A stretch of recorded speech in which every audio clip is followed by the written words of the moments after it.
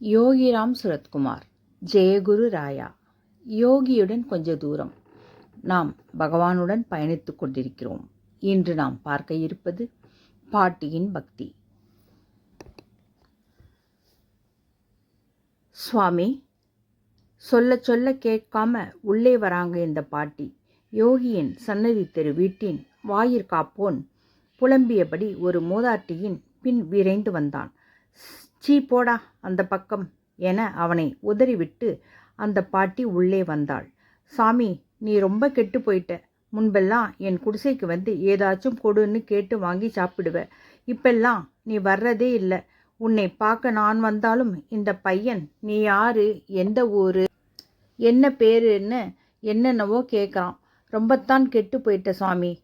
என்னை மாதிரி ஆளுங்களை எல்லாம் நீ பார்க்க மாட்டியோ?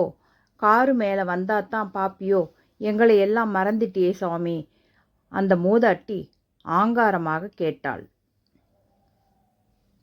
யோகி பதறி போய்விட்டார். தான் உட்கார்ந்திருந்த பாயிலிருந்து உடனே எழுந்து அந்த மூதாட்டி அருகே சென்று, அம்மா, உங்களை மறக்க முடியுமா அம்மா?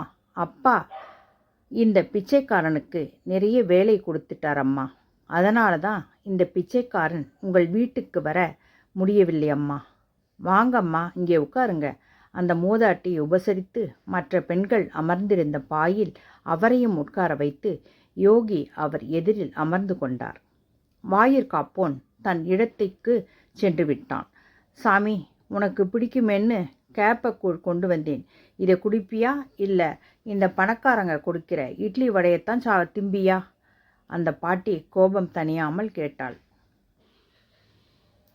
கொடுங்கம்மா, உங்கள் கையால் கூழ் குடித்து எத்தனை காலம் ஆகிவிட்டது, கொடுங்கம்மா. யோகி அந்த கூழுக்காக கெஞ்சினார். பாட்டி தான் கொண்டு வந்த கூழை யோகியின் சிரட்டையில் விட யோகி அதை அளவிட முடியாத ஆனந்தத்துடன் குடித்தார். பாட்டி கொண்டு வந்திருந்த தூக்குச்சட்டி கூழ் முழுவதையும் யோகி ரசித்து குடித்தார். பாட்டிக்கு மகா திருப்தி. பெருமையோடு எல்லோரையும் ஒரு பார்வை பார்த்தார். அப்பார்வையில் கம்பீரமான கர்வம் தெரிந்தது. யாருக்கு வராது இந்த கர்வம்?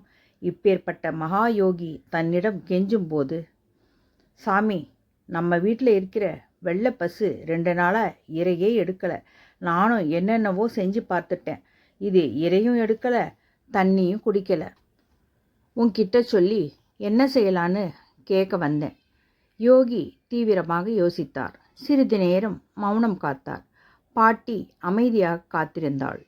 யோகி கண்களை மூடி சிறிது நேரம் இருந்துவிட்டு பின், அம்மா, நீ பெரிய கோவிலுக்கு போய் அங்கே சுவாமியின் அபிஷேக தீர்த்தத்தை இந்த தூக்குச்சட்டியில் பிடித்து அதை மாட்டுக்கு கொடுக்கலாம். எல்லாம் சரியாகிவிடும் அம்மா என சொன்னார். பாட்டி உடனே எழுந்தாள். சாமி, நான் கோவிலுக்கு போகிறேன். பாட்டி சென்று விட்டாள். மறுநாளும் பாட்டி வந்தாள். வாயிற்காப்போன் சற்று மரியாதையாக கதவை திறந்துவிட உள்ளே மடமடவென்று நுழைந்தாள். சாமி, நீ சொன்னபடி செஞ்சேன். இப்போ மாடு நல்லா இறை எடுக்குது, தண்ணியும் குடிக்குது சாமி. இதை உன்கிட்ட சொல்லிட்டு போகத்தான் வந்தேன். நீ உன் வேலையை பாரு சாமி, நான் போகிறேன்.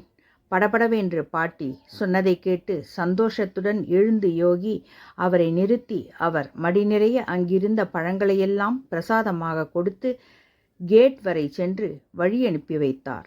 அப்பாட்டியை பார்த்து அனைவரும் பொறாமைப்பட்டோம்.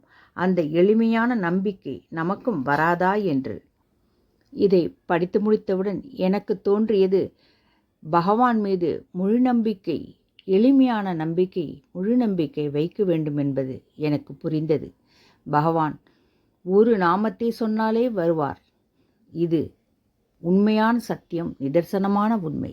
பகவான் எப்போதும் நம்முடனே இருப்பார். முழு நம்பிக்கையுடன் நாம் வணங்கினால் எப்போதும் நம்முடன் பயணித்து கொண்டேதான் இருப்பார்.